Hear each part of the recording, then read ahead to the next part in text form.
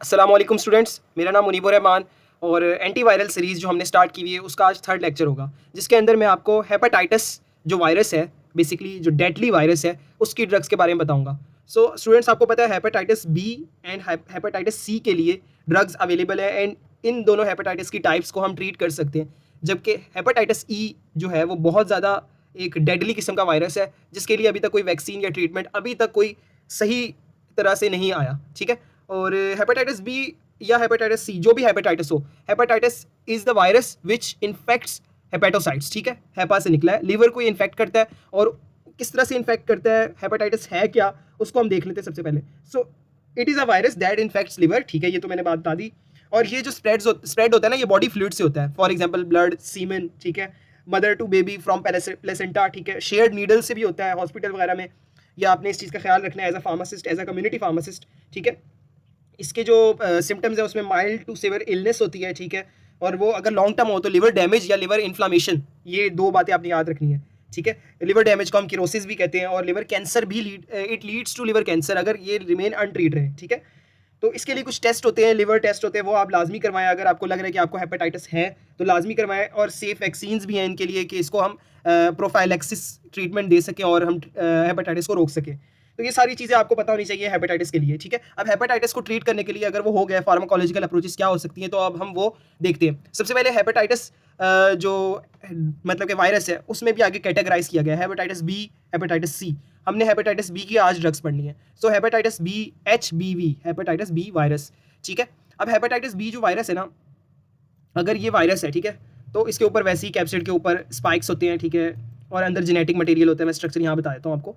अब वो जो जेनेटिक मटेरियल होते हैं ना, पिछले दोनों वायरस में हमने RNA थे वो वायरस। ठीक है, जिस तरह से हमने पढ़ा इन्फ्लुएंजा वायरस और उसी तरह से HIV रीट्रो वायरस, वो RNA कंप्राइसिस वायरस थे। तो ये जो हेपेटाइटिस है ना, ये एक नया तरीके का वायरस है। जब रिसर्च की गई 2012 में तो पता चला कि ये जो वायरस है ये है पार्शली डबल स्ट्रैंडेड DNA। मतलब कि पार्शल, ये सिंगल स्ट्रैंडेड है, पार्शल डबल है, तो इसको हम कहते हैं PD small double stranded DNA। ठीक है, DNA। तो ये आपने बात याद रखनी है, और ये बहुत स्मॉल सा DNA है।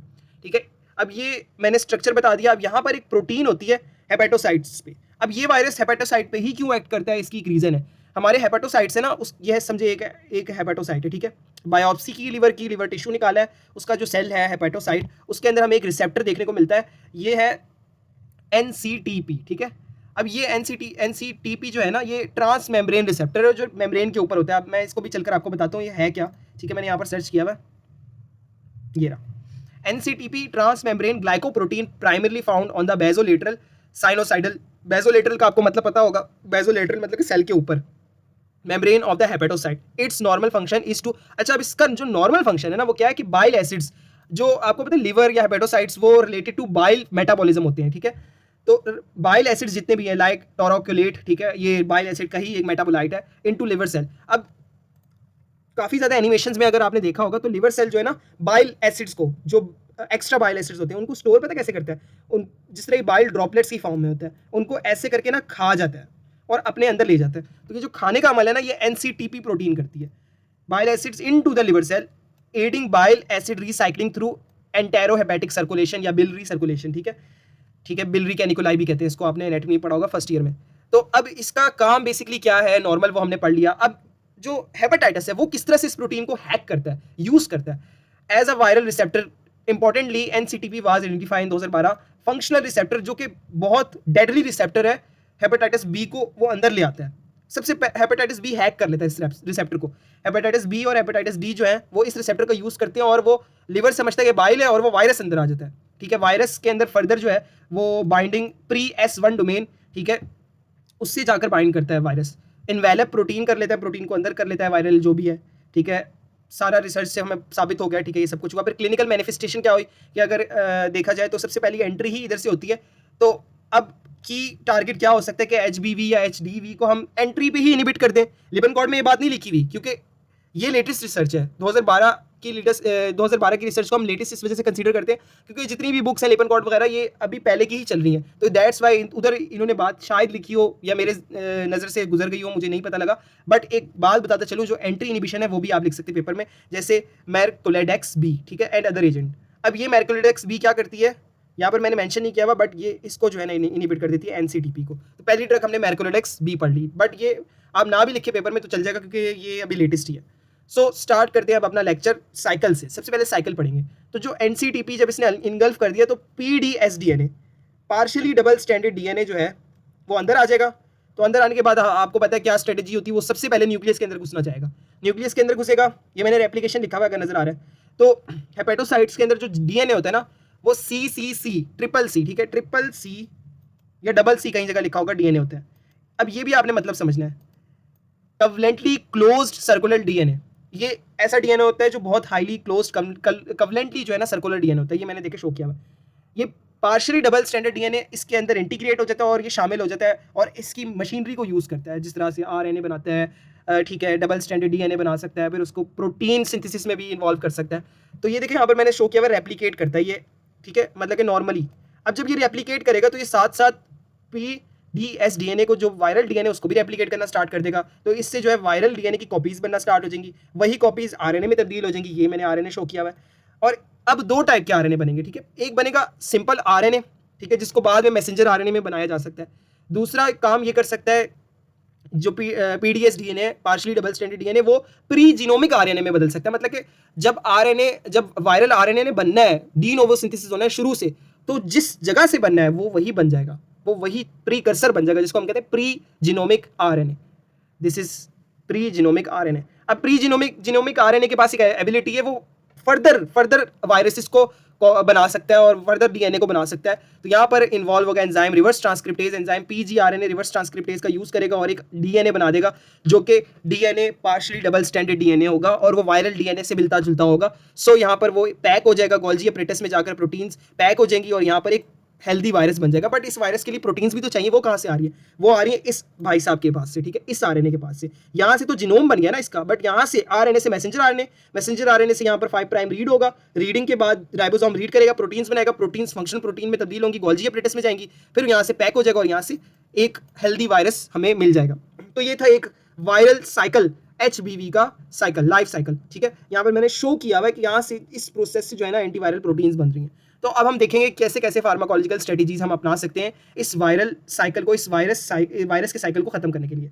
तो सबसे पहली जो स्ट्रेटजी है वो है रिवर्स ट्रांसक्रिप्टेज इनिबिटर, मशहूर ड्रग्स जो इसमें आती है एनआरटीआईज। बट यहाँ पर एक डिफरेंस मैंने आपको बताया जो पिछले लेक्चर में मैंने नहीं बताया। What is the difference between nucleoside and nucleotide? Nucleoside is a precursor for the nucleotide. Nucleoside में क्या होता है? फॉस्फेट ग्रुप नहीं होता, ठीक है, फॉस्फेट ग्रुप एब्सेंट होता है, that's why it is inactive nucleotide. It is also called inactive nucleotide.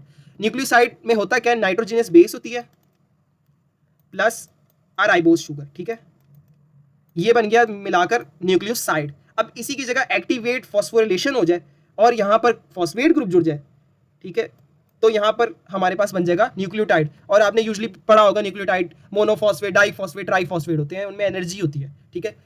तो न्यूक्लियोसाइड इज अ प्रीकर्सर। अब यहाँ पर देख लेते हैं न्यूक्लियोसाइड रिवर्स ट्रांसक्रिप्टेज इनिबिटर, जिसमें लेमिवुडीन जो है वो सिस्टीडीन का साइटिडीन का एनालॉग है, ठीक है। साइटिडीन न्यूक्लियोसाइड को मिमिक करेगा और एंटिकाविर जो है वो ग्वानोसिन का है सिंपली। अब यहाँ पर न्यूक्लियोसाइड में मैंने आपको बताया साइटिडीन और ग्वानोसिन वो नाइट्रोजनस बेस है बेसिकली, उसको मिमिक कर रहा है। सो यहाँ पर वो ड्रग आ जाएगी और नेचुरल जो नाइट्रोजनस बेस है वो नहीं जुड़ेगी। जब ड्रग और राइबोज शुगर मिलेगी तो वो एक ऐसा कॉम्प्लेक्स बनाएगी जो कि सेल यूटिलाइज नहीं कर पाएगा, वो रीड ही नहीं कर पाएगा सीक्वेंस। तो यहाँ पर हमारा जो पाथवे स्टॉप हो जाएगा। तो यही इसका मैकेनिज्म है। Both drugs requires intracellular phosphorylation. अब ये न्यूक्लियोसाइड है, न्यूक्लियोसाइड को सबसे पहले फॉस्फोरिलेट होना पड़ेगा, मतलब कि उसको एनर्जी देनी पड़ेगी। दैट्स व्हाई इनको एनर्जी देनी पड़ती है, वो सेल ही देता है, माइटोकॉन्ड्रिया फॉस्फोरिलेट करता है, उनको ऑक्सीडेटिव फॉस्फोरिलेशन होती है। They inhibit the reverse transcriptase by mimicking the natural host nucleoside causing chain termination. आपने ये वर्ड याद रखना है, ठीक है। अब होता क्या है, ये सब होने के बाद यहाँ पर चेन टर्मिनेशन हो जाती है, रिवर्स ट्रांसक्रिप्टेज एंजाइम काम नहीं करता, जिसकी वजह से प्री जीनोमिक आरएनए डीएनए जो है वो फिर जाकर वायरस में तब्दील नहीं होता। मैकेनिज्म बता दिया। एडवर्स इफेक्ट हेडिक, हेपेटोमेगैली, ठीक है, ये आपने मुझे बताना है ये है क्या, मुझे पता है, बट मैं इस वजह से आपसे पूछना चाह रहा हूँ ताकि आप भी मेरे साथ इंडल्ज हों, ठीक है, और लेक्चर्स में आपका फोकस बने रहे। Pancreatitis, insomnia. पैंक्रियाटाइटिस इस वजह से होता है क्योंकि ये जो है ना ये बाइल की जो सर्कुलेशन है ना, बाइल मेटाबॉलिज्म के साथ जो है ना ये छेड़छाड़ करता है, जिसकी वजह से पैंक्रियाज पे बहुत इफेक्ट आता है, ठीक है। पैंक्रियाज पे भी आता है, हेपेटोमेगैली भी होती है इस वजह से। ये क्या लिखा हुआ है? एसिडिक लिखना था, ठीक है। एक्टिव एसिडोसिस, माइक्रोकॉन्ड्रियल टॉक्सिसिटी, ठीक है, तो ये भी होती है। फिर उसके बाद आती है न्यूक्लियोटाइड। अब न्यूक्लियोसाइड है, डायरेक्ट न्यूक्लियोटाइड भी दे सकते हैं, जैसे हमने पहले पढ़ा हुआ है, लेमिवुडीन भी हमने पहले पढ़ी हुई है, एडिफोविर, टेनोफोविर, ठीक है, एडिफोविर, टेनोफोविर। फैनकोनी सिंड्रोम क्या होता है बताना है आपने, मैं नेक्स्ट लेक्चर में फिर भी बता दूंगा। Fatigue, lactic acidosis, nausea, headache, ठीक है, ये आपने बात याद रखनी है। They are nucleotides which also mimic host natural nucleotides and inhibits reverse transcriptase and cause chain termination.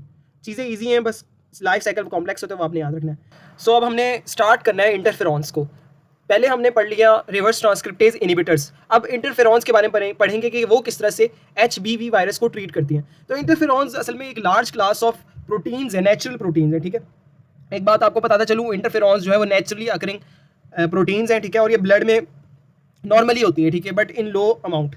अब वो इंटरफेरॉन्स होती क्या है, ये इम्यून प्रोटीन्स होती हैं। इंटरफेरॉन्स दूसरे रिसेप्टर्स के साथ, सेल रिसेप्टर्स के साथ या दूसरे कंपाउंड्स के साथ मिलकर इम्यून सिस्टम को स्ट्रॉन्ग करते हैं। और इन जनरली वायरस में, एंटीवायरल्स में इसका क्या काम है, ये HBV वायरस के अंदर जाकर कुछ ऐसी जीन को ट्रांसक्राइब करती हैं जो कि अगेंस्ट द वायरस काम करती हैं या अगेंस्ट वायरल इन्फेक्शन वो एंजाइम्स बनाती हैं, ठीक है। तो means interferons are the precursor to generate antiviral gene, ठीक है, या to trigger the antiviral gene. अब वो किस तरह से ट्रिगर करती है, नेचुरली अकरिंग कहाँ होती है, तो अब हम डिस्कस करते हैं। Interferons basically interferon alpha, beta, gamma इस तरह के टाइप्स में डिवाइड हुए हैं, but interferon alpha has very high affinity to integrate with HBV virus, ठीक है। अब यहाँ पर जो DNA वायरस है जब वो बॉडी के अंदर आता है, जिसको हम HBV वायरस कहते हैं, वो क्या करता है, ट्रिगर करता है इंटरफेरॉन अल्फा को कि वो और ज़्यादा स्टिमुलेट हो और ज़्यादा बने।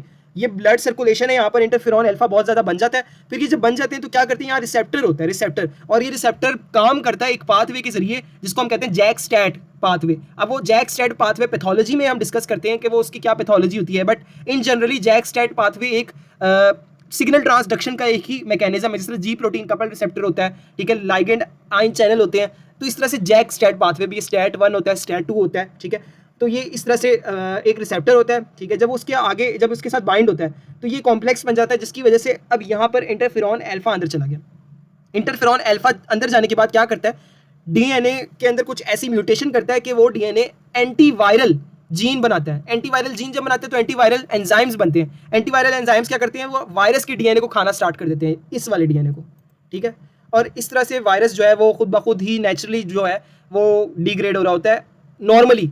बट इंटरफेरॉन भी अगर काम ना करें, वायरस जो है वो सिवियरिटी उसकी ज़्यादा हो जाए, तो इंटरफेरॉन हमें बाहर से इंजेक्ट करने पड़ते हैं। अब वो इंटरफेरॉन जो बाहर से इंजेक्ट करने पड़ते हैं वो इतने स्टेबल होने चाहिए कि वो ब्लड के अंदर भी रहे, डिग्रेड भी ना हो, और वायरस के अंदर भी अच्छे से चले जाए और तब भी डिग्रेड ना हो। तो दैट्स वाई हम इंटरफेरॉन्स को बेसिकली हम पैगाइलेटेड इंटरफेरॉन्स कहते हैं, जो हम बाहर से देते हैं, क्योंकि उसके अंदर हमने बिस मोनोमिथॉक्सी पॉलीइथाइलिन ग्लाइकॉल, ये एक ग्रुप जो है कॉम्प्लेक्स ग्रुप डाला होता है साथ में, जो क्या करता है, इंटरफेरॉन की स्टेबिलिटी को इनहेंस कर देता है, साथ साथ इंटरफेरॉन को डिग्रेड होने से बचाता है। तो interferons can be synthesized by recombinant DNA method, इस तरह से सिंथेसाइज होते हैं लैब में। मैकेनिज्म क्या है, activates antiviral gene via JAK STAT pathway, ठीक है। ये इसकी एक्सप्लेनेशन अगर आपको चाहिए तो मैं इस पे ऊपर शॉर्ट वीडियो बना दूंगा। मेकिंग एंटीवायरल प्रोटीन कॉजिंग, वैसे रॉबिन्स में लिखी हुई है, cause blocking the viral replication. दूसरा काम ये क्या करता है, ये ब्लड में रहकर MHC1 कॉम्प्लेक्स, ठीक है, ये इम्यून कॉम्प्लेक्स है, ये इसको ट्रिगर करता है, जिसकी वजह से इम्यून सिस्टम और इनहेंस हो जाता है। और वायरस जो साथ वाले हेपेटोसाइट होते हैं, ये एक हेपेटोसाइट है, ये वायरस इसके ऊपर आ गया, ठीक है, इसके ऊपर वायरस आ गया ये, ठीक है। अब ये जो साथ में जो हेपेटोसाइट है, जो इसके नेबरिंग हेपेटोसाइट है, ये अब ये इम्यून सिस्टम जब MHC1 कॉम्प्लेक्स पाथवे का यूज़ करते हैं तो साथ वाले जो सेल्स हैं उनको कहता है कि अब जो है ना वायरस आ गया, तुम अपने आप को प्रिपेयर कर लो, एंटी वायरल जीन बनाओ। तो ये काम भी वो करता है कि साथ हेपेटोसाइट जो है उनको भी बताता है कि वायरस आ गया। तो ये थे pathways to treat HBV virus, hepatitis B virus. I hope so, it makes sense, sounds good. मेरा जो लेक्चर है वो आपको समझ में आ गई होगी। मैंने बहुत कोशिश की कि आपको ईजी वे में समझाया जाए ताकि आप लोग को अच्छे से क्लासिफिकेशन भी समझ में आ जाए और फार्माकोलॉजिकल अप्रोचेस भी। है मुश्किल, इसका साइकिल आप एक बार याद करें तो हो जाएगा। कुछ अहम इंपॉर्टेंट बातें हैं जो मैं आपको यहाँ से बताता हूँ। CCDNA क्या है, ठीक है, अब special stable double standard circular DNA found in nucleus of infected liver cells hepatocytes, ठीक है, found from the partially double standard HBV genome after it enters the cell. ये सारी बातें मैंने बता दी, ठीक है, ये इसका सारा साइकिल है। अब यहाँ पर एक और बात भी है कि जो हेपेटाइटिस बी है उसकी फैमिली होती है हेपेडना विरिडे, ठीक है, हेपेडना विरिडे। ये इसका साइकिल आ गया, अटैचमेंट होती है, एंट्री। इसको शॉर्ट वे में अगर देखें तो यहाँ पे है, सबसे पहले HBV एंटर होता है, रिसेप्टर मीडिएटेड एंडोसाइटोसिस होती है, ठीक है, फिर अनकोटिंग होती है, फिर formation and role of CCDNA, transcription translation होती है, असेंबली ऑफ न्यूक्लियोकैप्सिड, ये सारा मैंने आपको बता दिया है। इन्वेलप होता है, गोल्जी अपरेटस बेसिकली करता है, रिलीज होता है, ठीक है।